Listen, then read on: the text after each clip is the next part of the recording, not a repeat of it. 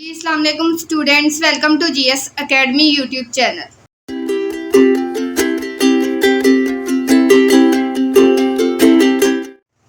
تو اسٹوڈینٹس، آج ہم 9th کلاس ایجوکیشن کا سبق نمبر 2 شروع کریں گے، جو ہے تعلیم کا دائرہ کار اور وظائف، یعنی کہ تعلیم میں کیا کیا چیزیں آتی ہیں اور ان کے وظائف یعنی کی پوائنٹس کیا ہیں۔ سب سے پہلے مختصر سوالات، درجہ ذیل سوالات کے مختصر جوابات دیں۔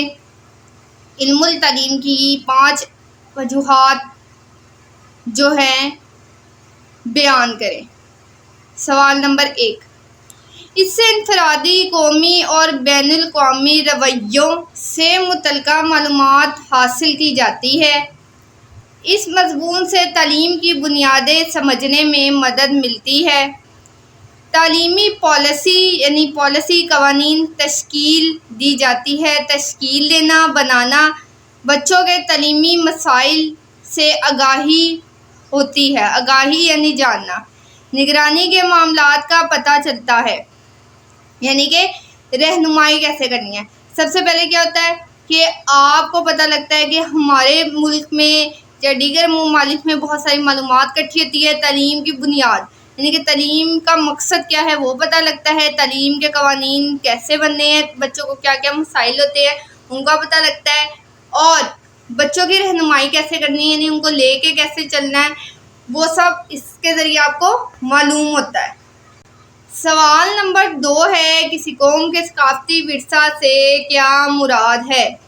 کسی قوم کا نظریہ حیات یعنی زندگی گزارنے کا خیال، رہن سہن کے طور طریقے، ادب، روایات کہی ہوئی بات، فن تعمیر یعنی کہ گھر، اسکول، تعمیر کے طریقے، سوچ کے انداز، لباس، میل جول کے آداب اور طریقہ سب ثقافتی اور تہذیبی ورثہ کہلاتا ہے۔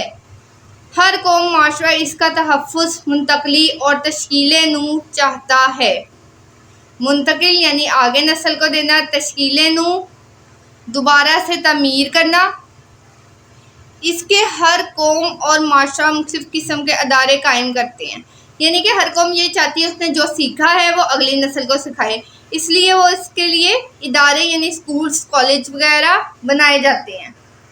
نیکسٹ ہے، تعلیم کا ملک کی تہذیب و ثقافت سے کیا تعلق ہے؟ سوال نمبر 3، تہذیب و ثقافت کا ملک سے تعلق۔ کوئی بھی معاشرہ اپنے تہذیب اور ثقافتی ورثے کے تحفظ اور تسلسل یعنی جاری رہنا کے بغیر زندہ نہیں رہ سکتا۔ یہ فریضہ بھی تعلیم ہی انجام دیتی ہے۔ تعلیم کے ذریعے معاشرہ اپنی تہذیب و ثقافت کی حفاظت کرنے کے ساتھ ساتھ اسے آئندہ نسل کی طرف منتقل کرتا ہے۔ تہذیب و ثقافت کی تعمیر اور نشو و نما میں تعلیم کا کردار۔ تعلیم نے تہذیب و ثقافت کی تعمیر اور نشو و نما میں بھرپور کردار ادا کیا۔ ابتدائی دور میں والدین یا خاندان کے بڑے افراد بچوں کو علم اور فن سکھاتے تھے، یعنی کہ اگر ہم اپنے بچوں کو اپنے یعنی کہ روزہ، نماز، زکوٰۃ جیسے اسلامی معاشرہ یہ نہیں سکھائیں گے تو ہمارے بچے تو کسی اور مذہب کی طرف راغب ہو جائیں گے، تو ہمارا وجود ختم ہو جائے گا۔ دوسرا، پہلے دور میں والدین یا خاندان کے بڑے لوگ یہ سب چیزیں سکھاتے تھے۔ نیکسٹ ہے، مذہبی رہنماؤں کا کردار۔ اس کے بعد مذہبی رہنماؤں اور اتباع نے نسل در نسل تعلیمی عمل جاری رکھا۔ آج کے دور میں یہ ذمہ داری تعلیمی اداروں نے لے لی ہے۔ اس طرح تہذیب و ثقافت مسلسل اگلی نسل تک منتقل ہوتی رہتی ہے، یعنی کہ نسل در نسل یہ تعلیمی عمل جاری ہے۔ ہم اپنے بچوں کو سکھاتے ہیں، وہ آنے والی نسل کو سکھائیں گے، تاکہ جو ہم نے سیکھا، ہمارا مذہب جو ہے، ہمارے آداب ہیں، معاشرے کے محفوظ رہیں۔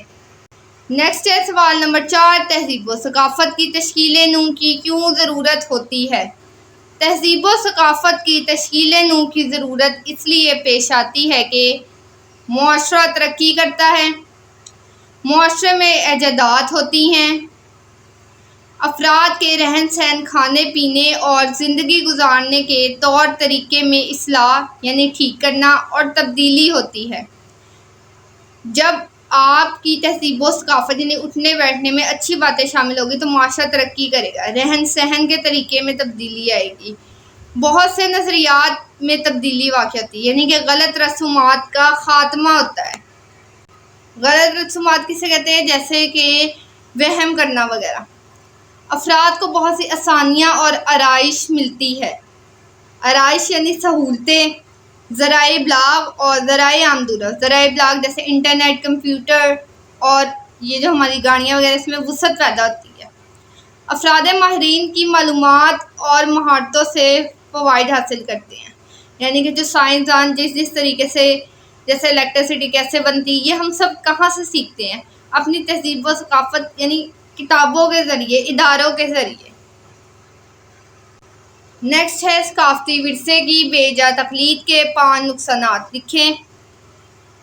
تقلید اور نقصان: اس سے معاشرہ جامد ہو جائے گا یعنی ٹھہر جائے گا، لوگوں کے خیالات میں وسعت پیدا نہیں ہوگی، یعنی کہ جو ان کا ذہن ہے جسے آپ براڈ مائنڈیڈ کہتے ہیں وہ نہیں ہوگا، یعنی کہ وہ ہر چیز میں منفی بات تلاش کریں گے، معاشرے میں دریافتیں نہیں ہوں گی، طرز زندگی یعنی زندگی گزارنے کا طریقہ تبدیل نہیں ہوگا، سہولیات میسر نہ ہوں گی، ترقی نہیں ہوگی تو روٹی پانی پیسہ ان کی کمی ہوگی، زندگی کے مختلف پہلوؤں میں مطابقت نہیں ہوگی۔ نیکسٹ ہے سوال نمبر 5، فرد کی 5 ضروریات کے نام لکھیں۔ فرد کی 5 ضروریات: جسمانی اور ذہنی صحت، کھیل کود اور دیگر مشاغل یعنی کام میں حصہ لینے کا موقع جیسے تقریر وغیرہ، نشو و نما، پہچان ہونا یعنی ہر چیز کو جاننا، افراد کے حقوق و فرائض کی ادائیگی، کائنات کو سمجھنا کہ یہ کیوں بنی ہے، ہمارا یہاں کیا کردار ہے، تجسس کی تسکین، جن باتوں کو وہ جاننا چاہتا ہے ان سوالوں کا جواب اس کو ملنا۔ سوال نمبر 7 ہے، انسانی زندگی کے ابتدائی دور میں انسان اپنی نئی نسل کی تربیت کیسے کرتا تھا؟ ابتدائی دور میں انسان اپنی نئی نسل کی طرف توجہ دیتا تھا، جو خاندان جو کام کرتے تھے وہ اپنے بچوں کو وہی سکھا دیتا تھا، اس لیے پیشے نسل در نسل چلتے رہتے تھے، بچے خود ہی وہ کام سیکھ جاتے تھے جو ان کے والدین کرتے تھے، یعنی کہ بچے جو ہے اگر ایک کسان کھیتی باڑی کرتا تھا تو اس کا بیٹا بھی اس کو دیکھ دیکھ کے سیکھ جاتا تھا۔ ابتدائی دور میں لڑکے عموماً خوراک، لباس اور رہائش کا کام سیکھ لیتے تھے، جبکہ لڑکیاں گھریلو معلومات جان لیتی تھی۔ ٹھیک ہے، ابتدائی دور میں لڑکے کیا کرتے تھے؟ خوراک، لباس، رہائش کا کام سیکھ لیتے تھے، وہ کچھ بیسک باتیں سیکھ لیتے تھے، اور لڑکیاں گھر کے کام کاج جان لیتی تھی۔ نیکسٹ ہے، انسانی زندگی میں تعلیم اگر ثقافتی ورثے کی تشکیل نو نہ کرے تو معاشرہ ترقی نہیں کر سکتا سے کیا مراد ہے؟ سوال نمبر 8، تعلیم کے ذریعے ثقافتی ورثے کی تشکیل نو، یعنی کہ تعلیم کے ذریعے ہم اپنی ثقافت میں اچھی تبدیلی کیسے لا سکتے ہیں؟ کوئی بھی معاشرہ اپنے تہذیب و ثقافت ورثے کے تحفظ اور تسلسل کے بغیر زندہ نہیں رہ سکتا، یہ فریضہ تعلیم سر انجام دیتی ہے۔ تعلیم کے ذریعے سے معاشرہ اپنی تہذیب کی حفاظت کرنے کے ساتھ ساتھ اسے آئندہ نسلوں کی طرف منتقل بھی کرتا ہے، یعنی کہ اپنا جو ان کے آداب ہیں اس کی نہ صرف حفاظت کرتا ہے، دوسرے کو بھی سکھاتا ہے۔ نیکسٹ ہے، تہذیب و ثقافت کی ترقی اور تشکیل نو، دوبارہ سے تشکیل اس لیے ضروری ہے کہ تعلیمی عمل سے افراد میں تجسس یعنی سوال کرنے کی خواہش اور تنقیدی جذبات کو جلا دی جائے اور قوت کو ابھارا جائے۔ تنقیدی یعنی کسی چیز میں سے کوئی نقص نکالیں تو اس کی وجہ ان کو یا سوال کا جواب ان کو دیا جائے۔ نیکسٹ ہے بیٹا سوال نمبر 9، تعلیم کے 2 وظائف لکھے۔ تعلیم کے 2 وظائف درج ذیل ہیں، تہذیبی ورثے کا تحفظ اور منتقلی، معاشرتی زندگی کی تشکیل نو۔ اب سوال نمبر 1 ہے، تفصیلی سوالات شروع کرتے ہیں، جو ہے علم التعلیم سے کیا مراد ہے؟ اس کا دائرہ کار لکھیں۔ علم التعلیم، علم التعلیم سے مراد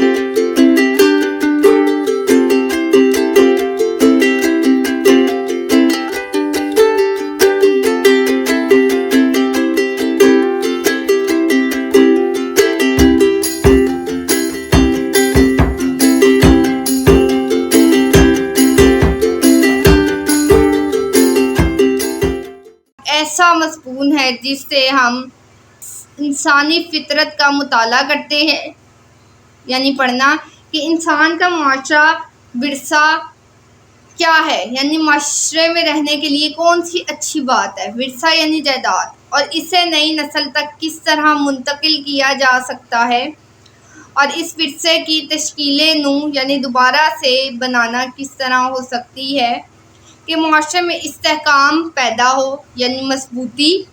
انسانی نفسیات کا جائزہ لیا جاتا ہے کہ انسان مختلف عادات کیسے اپناتا ہے، اس کے رجحانات میں تبدیلی کیسے ممکن ہے، ان وجوہات، اسباب اور عوامل، اسباب وجہ ہی کو کہتے ہیں، عوامل یعنی عنصر، حصہ کا جائزہ اس لیے لیا جاتا ہے تاکہ افراد کو معاشرے کا بہترین فرد بنایا جا سکے اور وہ معاشرے کو بہتر بنا سکے، یعنی کہ ہم اپنی اچھی باتیں اگلی نسل کو اس لیے منتقل کرتے ہیں اور مزید اچھی باتیں اس لیے شامل کرتے ہیں تاکہ انسان جو ہے، ہر انسان اچھا بنے اور اس سے معاشرہ بھی بہتر ہو۔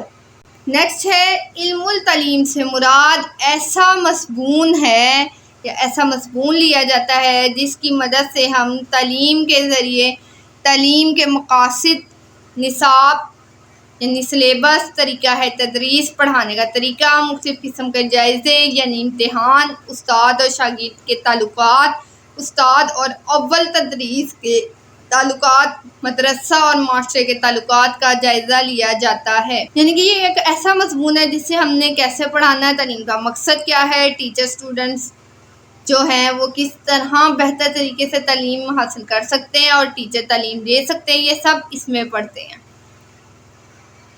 نیکسٹ ہے اس مضمون کے ذریعے ہم نصابی یعنی پڑھائی سے متعلق اور غیر ہم نصابی جو پڑھائی سے متعلقہ نہ ہو کو زیر بحث لایا جاتا ہے اور ان کا جائزہ لیتے ہیں کہ تاکہ افراد اور معاشرے کی اصلاح ہو سکے اور افراد معاشرہ صراط مستقیم یعنی سیدھی راہ پر چلیں۔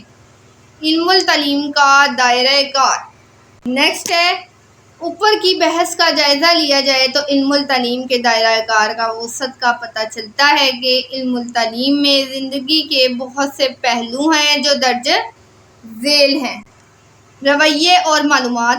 علم التعلیم کے ذریعے ہم افراد کی انفرادی یعنی الگ، قومی اور بین الاقوامی رویوں کے بارے میں معلومات حاصل کرتے ہیں اور آنے والے حالات سے عہدہ برا یعنی اپنی ذمہ داری پوری کرنے کا جائزہ لیتے ہیں، یعنی کہ ہم انٹرنیشنل لیول پہ دیکھتے ہیں کیا ہو رہا ہے، پھر ہم نے کس طرح چلنا ہے وہ بھی اس کے ذریعے معلوم ہوتا ہے۔ نیکسٹ ہے بنیادوں کی تقسیم۔ یہ مضمون ہمیں تعلیم کی نظریاتی، نفسیاتی، معاشرتی، معاشی یعنی پیسے اور اخلاقی بنیادوں کو سمجھنے میں مدد دیتا ہے اور ہم اس عمل کے ذریعے ہی ان بنیادوں میں مثبت تبدیلی لانے کے قابل ہوتے ہیں۔ مثبت یعنی اچھی، اور ان تبدیلیوں کی بنا پر ہی معاشرہ متحرک یعنی حرکت میں آنا، ترقی کرنا اور ترقی کرتا ہے، یعنی کہ یہ مضمون پڑھ کے ہم جان جاتے ہیں کہ انسان کی نفسیات کیا ہے، یعنی کہ وہ کیسا رویہ اختیار کرتا ہے مختلف صورتحال میں، وہ کیسے پیسے کماتا ہے، اس کی جو ہے اخلاق میں اچھی باتیں کیسے شامل کی جا سکتی ہیں۔ نیکسٹ ہے پالیسی سازی۔ علم التعلیم کا مضمون ایسا طریقہ کار وضع یعنی بتاتا ہے جس کی مدد سے ہم تعلیمی پالیسی کی تشکیل دیتے ہیں، تعلیمی قوانین کو بناتے ہیں۔ پالیسی بنانے والے تعلیم کے مقاصد طے کرتے ہیں اور پھر ان مقاصد کے حصول کے لیے کام کرتے ہیں، یعنی کہ سب سے پہلے تعلیم کے قوانین بناتے ہیں، پھر مقصد بناتے ہیں، پھر اس پہ عمل کیسے کرانا ہے یہ بھی کام ہوتا ہے۔ نیکسٹ ہے تعلیمی امور کی تقسیم۔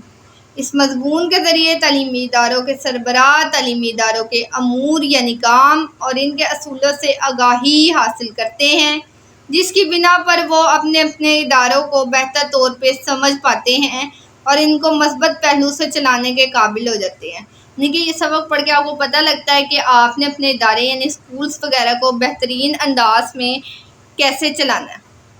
تعلیمی مسائل۔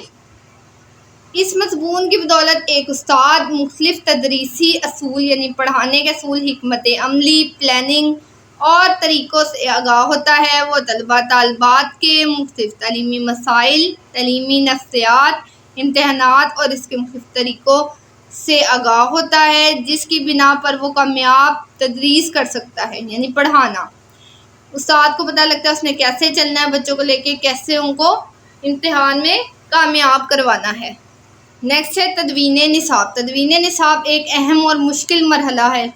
نصاب آنے والی نسلوں کا رہنما ہوتا ہے اور اس کے بہت سے اصول، قاعدے، عناصر اور عوامل ہوتے ہیں۔ نصاب ترتیب کرنے والا یہ مضمون کے ذریعے اس کو جان سکتا ہے، یعنی کہ آپ کا جو سلیبس ہے، آپ کی بکس میں کیا کیا چیزیں شامل ہوں گی، یہ ایجوکیشن کا مضمون پڑھ کے ہم یہ جان سکتے ہیں۔ آگے بین الاقوامی حیثیت۔ علم التعلیم اب میٹرک سے پی ایچ ڈی تک متعارف ہو چکا ہے، جس کی وجہ سے یہ بین الاقوامی شہرت اور حیثیت حاصل کر چکا ہے، جس کی وجہ سے اس کے دائرہ کار میں بین الاقوامی وسعت پیدا ہو چکی ہے۔ یعنی کہ بین الاقوامی حیثیت کا مطلب کہ اب یہ نہ صرف ہمارے ممالک میں، دیگر ممالک میں بھی یہ مضمون پڑھایا جا رہا ہے، کیونکہ اس کی کچھ اہمیت ہے، فائدے ہیں۔ سوال نمبر 2 ہے، تفصیلی ثقافتی ورثے کے تحفظ اور منتقلی سے کیا مراد ہے؟ یا ثقافتی ورثے کے تحفظ اور منتقلی پر نوٹ لکھیں۔ دونوں لحاظ سے آپ کو یہ سبق پوچھا جا سکتا ہے۔ نیکسٹ ہے ثقافتی ورثے کا تحفظ اور منتقلی۔ ہر معاشرہ یہ چاہتا ہے کہ اس کے تہذیبہ ورثہ کی حفاظت ہو۔ یہ کام کوئی معاشرہ بھی اپنے تہذیبی ورثے کے تحفظ اور تسلسل کا فریضہ تعلیم کے بغیر سر انجام نہیں دے سکتا۔ تعلیم کے ذریعے معاشرہ اپنے تہذیب و ثقافت کی حفاظت کرنے کے ساتھ ساتھ اسے آئندہ نسلوں کی طرف منتقل کرتا ہے۔ آج کے دور میں معاشرہ یہ ذمہ داری اسکول، کالجوں اور یونیورسٹیوں اور دیگر اداروں نے لے لی ہے۔ جیسے آپ نے معاشرے میں کیسے رہنا ہے، کیا مذہب ہے، پہلے یہ والدین سکھاتے تھے، اب یہ اسکول کالج سکھاتے ہیں۔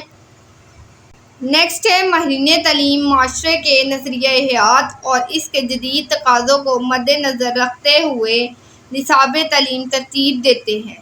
اس نصاب میں معاشرے کی مذہبی اقدار، یعنی اچھی باتیں، معاشرتی اقدار، تہذیبی اقدار، فنی اقدار وغیرہ کو شامل کیا جاتا ہے۔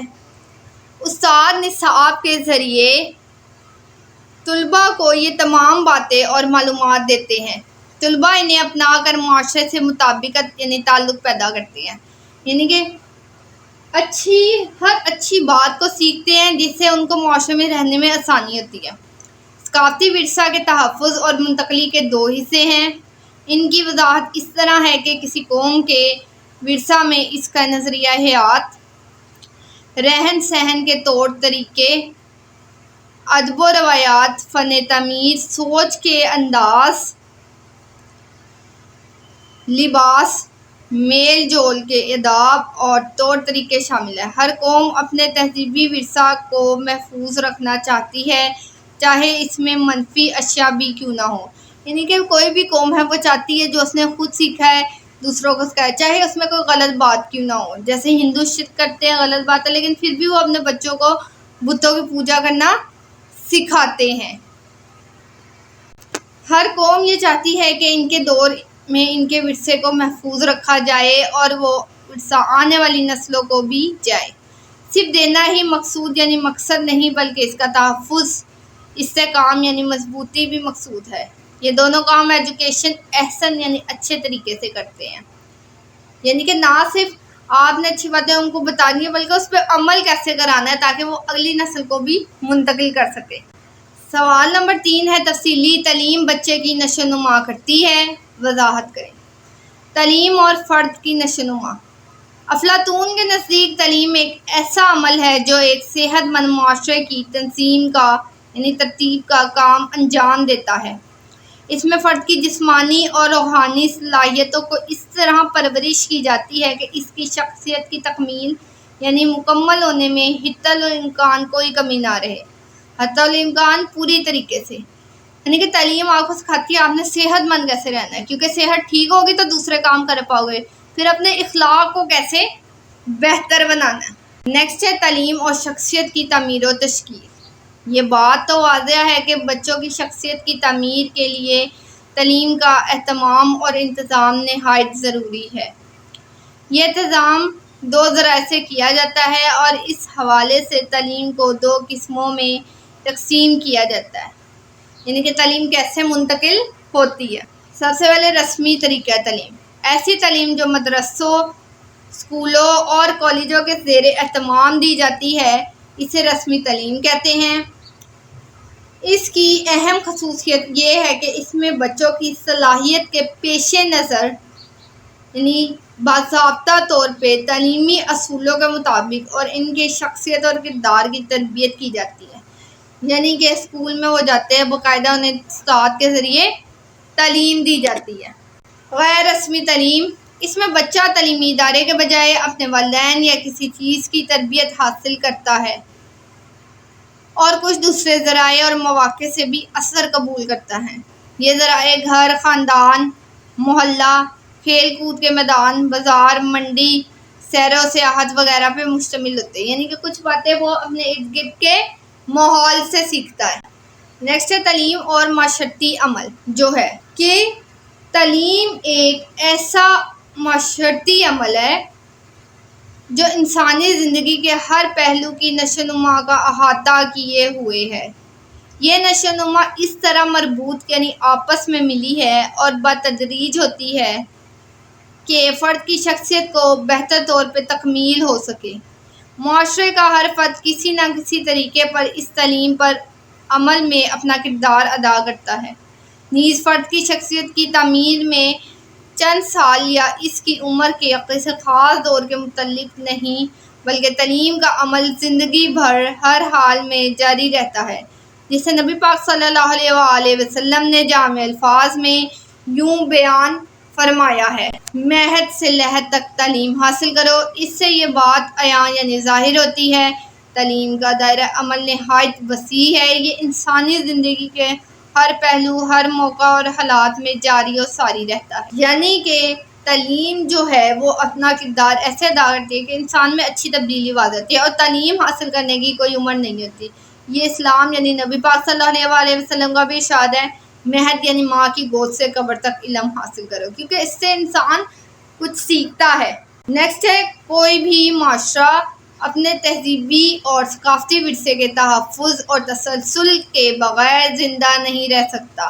یہ فریضہ بھی تعلیم انجام دیتی ہے۔ تعلیم کے ذریعے معاشرہ اپنی تہذیب و ثقافت کی حفاظت کرنے کے ساتھ ساتھ اسے آئندہ نسلوں کی طرف منتقل کرتا ہے، یعنی کہ اگر ہم نے جو سیکھا جیسے نماز پڑھنا، روزہ، زکوٰۃ، یہ ہم اپنے بچوں کو نہیں سکھائیں گے تو ہمارے معاشرے کا وجود ختم ہو جائے گا۔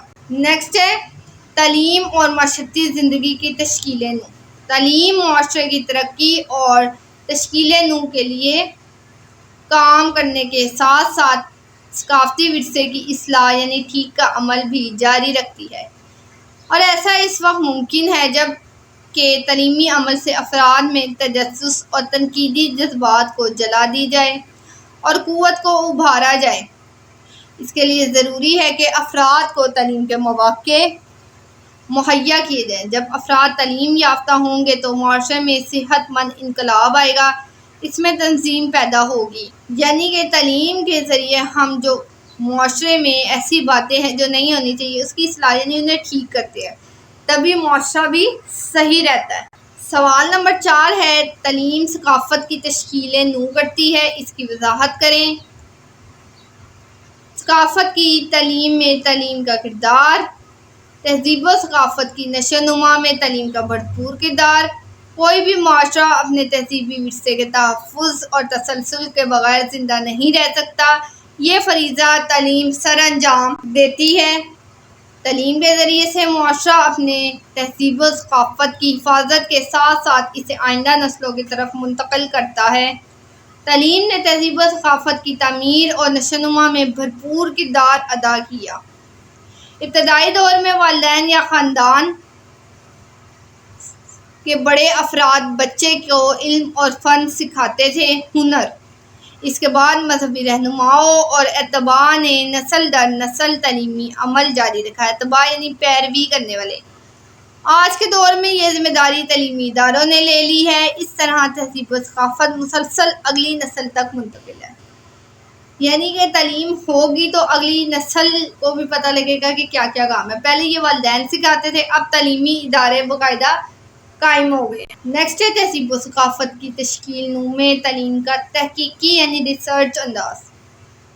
تہذیب و ثقافت کی ترقی اور تشکیل نو کے لیے ضروری ہے کہ تعلیمی عمل سے افراد میں تجسس اور تنقیدی جذبات کو آگے بڑھنے کی کوشش کو ابھارا جائے. کسی بھی ترقی یافتہ شعبے کو لیجیے، آپ دیکھیں گے کسی نہ کسی فرد نے موجودہ صورت سے آگے بڑھنے کی کوشش کی ہے. اس نے اپنے ذہنوں میں نظریات قائم کیے ہیں اور ان کو پرکھنے یعنی امتحان لینے کا کام کیا. اس طرح نئی نئی راہیں کھلتی گئیں. یعنی کہ ہر فرد نے کیا کیا، کچھ نہ کچھ ریسرچ کی. جیسے پہلے تو ایئر کنڈیشنر نہیں ہوتے تھے، لیکن یہ تعلیم کی مدد سے پچھلی ریسرچ پہ کام ہوا، پھر آہستہ آہستہ انہوں نے کامیابی کی منزل طے کی. آگے ہے تہذیب و ثقافت کی اصلاح و ترقی کے لیے ترغیب. بنیادی طور پہ تعلیم ایک معاشرتی عمل ہے جو معاشرے کی بہتری کے لیے کام کرتا ہے، اور معاشرہ اس کا خالق ہے جو اس کے ذریعے اپنے تہذیبی ورثے اور کو نئی نسل تک پہنچانے کے ساتھ تجربات کے ذریعے نئی نسل کو معاشرے کی اصلاح و ترقی کے لیے کام کی ترغیب یعنی نصیحت اور تربیت دیتا ہے. یعنی کہ جو معاشرہ ہے، اگر اس میں بہتری لانی ہے اور نئی نسل کو بھی بہتر بنانا ہے تو تعلیم بہت ضروری ہے. سوال نمبر 5 ہے، فرد کی ضروریات کی تکمیل سے آئندہ معاشرے پر کیا اثرات مرتب ہوتے ہیں؟ یا فرد کی ضروریات کی تکمیل پہ نوٹ لکھیں. فرد کی ضروریات اور معاشرہ. متعلم کی بنیادی ضرورت. متعلم کہتے ہیں تعلیم حاصل کرنے والا، طالب علم، اسٹوڈنٹ. بچے کی شخصیت کے لیے ضروری ہے کہ بچے کی انفرادی صلاحیتوں اور دلچسپی خواہشات کے ساتھ ساتھ اس کی شخصی اور معاشرتی ضروریات کو مد نظر رکھتے ہوئے ہر پہلو کی مناسب نشو و نما کی جائے تاکہ تعلیمی مقاصد حاصل ہو. یعنی کہ بچے کی فطرت کو سمجھا جائے، اس کو صحیح طرح گائیڈ لائن دی جائے. ماہرین تعلیم نے متعلم کی درجہ ذیل ضروریات کو تعلیمی مقاصد کے لیے اہم قرار دیا ہے. جسمانی صحت. اچھا ذہن ایک تندرست جسم میں ہو سکتا ہے. صحت کے بغیر کوئی بھی فرد اپنے کام خوش اسلوبی اچھے طریقے سے کرنے کا اہل یعنی قابل نہیں ہوتا اور معاشرے کے لیے بھی مفید ثابت نہیں ہو سکتا. بیمار آدمی اپنے لیے بوجھ ہوتا ہے، تندرست فرد خود کماتا ہے اور دوسروں کو بھی کھلاتا ہے، جبکہ بیمار فرد دوسروں سے کھاتا ہے. اس طرح معاشرتی خوشحالی میں کمی پیدا ہوتی ہے اور بہت سے معاشرتی مسائل پیدا ہوتے ہیں. اس لیے نظام تعلیم میں بچے کی صحت کا خیال رکھنا چاہیے تاکہ مستقبل میں معاشرہ صحت مند ہو. اگر تو صحت صحیح ہے بچے کی تب وہ تعلیم حاصل کر پائے گا، نہیں تو وہ دوسروں پہ بوجھ ہوگا اس طریقے سے کہ اس کو خود کھلانا پڑے گا. اس سے دوسروں کا بھی وقت دوسرے کام سے ہٹ کے اس جو ہے انسان پر چلا جائے گا. پہچان کی خواہش. بچے کی یہ خواہش ہوتی ہے کہ گھر میں اسے ایک فرد کی حیثیت سے پہچانا جائے، اس لیے اس عمر سے اعتماد اور سکون ملتا ہے. ماحول میں اس کی حیثیت اور تشخص کو تسلیم کیا جائے اور اس کے ساتھیوں کے ساتھ ساتھ مشاغل میں نظر انداز نہ کیا جائے. بچہ اس یقین دہانی کا خواہش مند ہوتا ہے کہ اسے معاشرے میں ایک فعال رکن بنایا جائے اور مختلف ذمہ داریاں اٹھانے کا اہل سمجھا جائے. اسے معاشرے میں احترام، رحم اور اخلاقی اقدار بہتر ہوگا. یعنی کہ بچہ یہ چاہتا ہے کہ اس کی انسلٹ نہ کی جائے، جیسے جیسے وہ بڑا ہوتا ہے اس کی بھی عزت کی جائے، اس کی بھی پہچان ہو، اس پہ بھی اعتماد کر کے اس پہ بھی اس کو کچھ کام یا ذمہ داری دی جائے.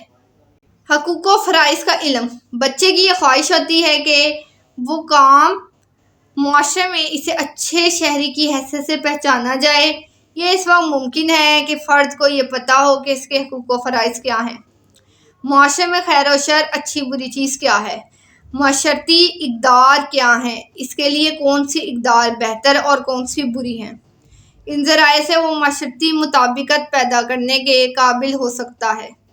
اس لیے تعلیم کا یہ اہم کام ہے کہ متعلم کو معاشرے کے حقوق و فرائض سے آگاہ کریں تاکہ وہ معاشرے کا ایک مفید رکن بن کر ملک و قوم کی خدمت کر سکے۔ حقوق و فرائض کی آگاہی، معاشرے میں امن و سکون اور استحکام پیدا کرنے میں مدد دی گئی۔ یعنی کہ بچے کو پتا ہو کہ اس نے شہر میں کیسے رہنا ہے، اس کا حق کیا ہے، اس کے فرائض کیا ہے، اچھی بری چیز کیا ہے، کون سی چیز ہمارے معاشرے میں ناپسند کی جاتی ہے، ان سب باتوں کا اس لیے جاننا ضروری ہے کہ وہ ایک اچھا شہری بنے۔ نیکسٹ ہے باہمی تعاون کی فضا۔ بچوں کے دوسروں سے تعاون یعنی مدد کے جذبے کی مناسب نشوونما کے لیے ضروری ہے انہیں باہمی تعاون، آپس میں مدد اور اخلاقیات کی تعلیم دی جائے۔ ایسے مواقع مہیا کیے جائیں جہاں بچوں کو مل جل کر کام کرنے کی تربیت ہو، اس سے معاشرے میں تعاون کی فضا ہوگی۔ تعاون کی فضا کسے کہتے ہیں؟ کہ آپس میں ایک دوسرے کو مدد کرنے کے لیے کہا جائے۔ بچوں میں تجسس کا مادہ بہت زیادہ ہوتا ہے، یعنی سوال کرنے کا۔ بچوں میں تجسس کا مادہ بہت تیز ہوتا ہے، وہ جاننا چاہتا ہے کہ انہیں باہمی تعاون جو ہے وہ کیسے فراہم ہو۔ معلومات میں دلچسپی، بچوں میں تجسس کا مادہ جو ہے وہ کافی تیز ہوتا ہے، وہ جاننا چاہتا ہے کہ چیزیں کیسے بنتی ہیں، اس لیے بنائی جاتی ہیں۔ یہ تجسس عام اشیاء سے لے کر بڑی چیزوں سے متعلق ہوتا ہے۔ بچوں کے جذبے کی تسکین نہ کی جائے تو بچے جذباتی ہو جاتے ہیں۔ ان میں توڑ پھوڑ اور تخریب کاری غلط چیزیں پیدا ہو سکتی ہیں جو کہ معاشرے اور فرد کے لیے مفید یعنی فائدہ مند نہیں۔ زیادہ سے زیادہ معلومات سے بچے زیادہ سے زیادہ تجربے سے گزریں گے جو ان کی ذاتی اور پیشہ ورانہ زندگی کو روشن کریں گے۔ تعلیم ہی ایک ایسا ذریعہ ہے جو بچے کی تجسس کی تسکین کرتا ہے، یعنی کہ کچھ بچے ایسی چیز دیکھ لیتے ہیں جو انہوں نے کبھی دیکھی ہو، تو وہ اس کا متعلق سوال کرتے ہیں یہ کیسے بنی ہے، کیوں بنی ہے، تو بڑوں کو چاہیے کہ اس کا جواب دیں تاکہ وہ جو ہیں اپنے سوالوں کے جواب حاصل کر کے سکون محسوس کریں۔ مہارتیں حاصل کرنا، مہارتیں حاصل کرنے میں انسان کے اعضاء کی تربیت شامل ہے۔ مختلف طالب علم اپنے خواہش کے مطابق مختلف قسموں کی مہارتیں مثلا لکھنا پڑھنا، دستی کام، ہاتھ سے کام یا مشینی کام سیکھنا چاہتے ہیں۔ معاشرے کو ان کی خواہش اور ضروریات کے مطابق ان مہارتوں کی ترتیب کا انتظام کرنا چاہتا ہے۔ اس سے ان کی انفرادی مہارتوں کی بھی تسکین ہوگی۔ یعنی ہنر، لکھنے پڑھنے کے ساتھ ساتھ انہوں نے نیو ٹیکنالوجی یعنی نیو مشینریز کیسے چلانی ہے، یہ سب بھی سکھایا جاتا ہے۔ آگے ہے کھیل کود اور دیگر مشاغل۔ بچے کی جسمانی اور ذہنی صحت کے لیے کھیل کود اتنی ہی ضروری ہے جتنی کہ دیگر سرگرمیاں، ان دونوں میں توازن ضروری ہے۔ بچوں میں توانائی زائد یعنی بہت زیادہ ہوتی ہے، وہ اس کو خرچ کرنا چاہتے ہیں۔ اگر اس کا اخراج نہ ہو تو بچے جھگڑالو ہو سکتے ہیں، اس لیے انہیں کھیل کود دیا جائے تاکہ وہ کھیل کود اور ورزش کے ذریعے اپنی زائد توانائی کا خارج کر کے صحت مند بن سکے۔ کھیل کود بچے میں قیادت، رہنمائی، تعاون، ہمدردی، محبت، رواداری، صبر اور قوت و برداشت پیدا کرتا ہے۔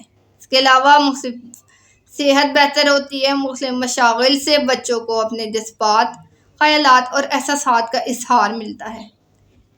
اس لیے بچوں کو تعلیم کے ساتھ ساتھ کھیل کود اور دیگر ہم نصابی سرگرمیوں کے مواقع دیے جائیں تاکہ وہ اپنے ہمہ گیر پہلوؤں کی نشوونما کر سکیں۔ یعنی کہ اگر آپ بچوں کو کھیلنے نہیں دیں گے تو وہ کیا ہو جائیں گے، اپنی توانائی خرچ نہیں کر سکیں گے، صرف ڈپریشن میں چلے جائیں گے۔ صحیح انداز فکر اور اظہار خیال، ہر فرد اپنا الگ الگ نظریہ رکھتا ہے اور اظہار خیال کی آزادی چاہتا ہے۔ وہ چاہتا ہے کہ وہ اپنے خیالات اور دلائل کو دوسروں تک پہنچانے اور انہیں اپنی رائے نوا کرنے، اس کے لیے وہ بہت ذرائع ابلاغ اپناتا ہے یا مختلف طریق اپناتا ہے۔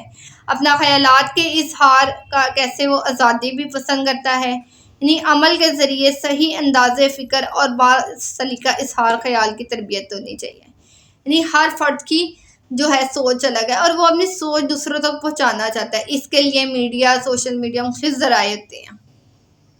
جمالیاتی حس کی تسکین، ہر فرد میں جمالیاتی حس پیدائشی طور پہ ہوتی ہے۔ ہر بچہ خوبصورتی کو پسند کرتا ہے، اسے حاصل کرنے کی تمنا رکھتا ہے۔ اگر بچپن ہی سے اسے اس حس کی مناسب تربیت نہ کی تو ایام جوانی میں انسان کے بھٹک جانے کے امکانات بہت زیادہ ہوتے ہیں، اس لیے بچپن ہی سے مناظر قدرت اور فنون لطیفہ سے لطف اندوز ہونے کے مواقع دیے جائیں۔ خوبصورتی جو ہے وہ ایک اچھی چیز ہے، جمالیاتی حس کی تسکین ہو، یعنی کہ جو ہے بچوں کو اچھا دکھنا بہت پسند ہے، اس لیے ان کو کیا کیا جائے، صاف ستھرے کپڑے پہنائے جائیں، ٹھیک ہے۔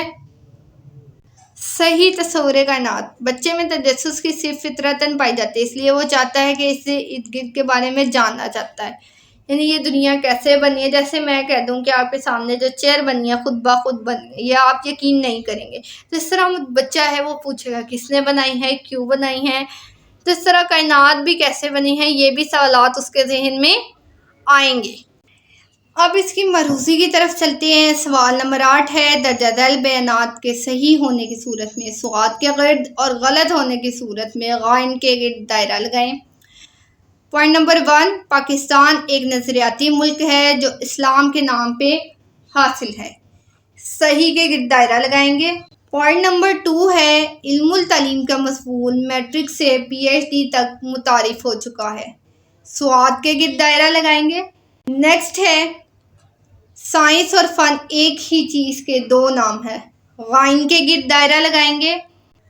آگے ہے پوائنٹ نمبر 4، تہذیبی ورثہ کی منتقلی صرف تعلیمی اداروں کی ذمہ داری نہیں ہے، سوات کے گرد دائرہ لگائیں گے۔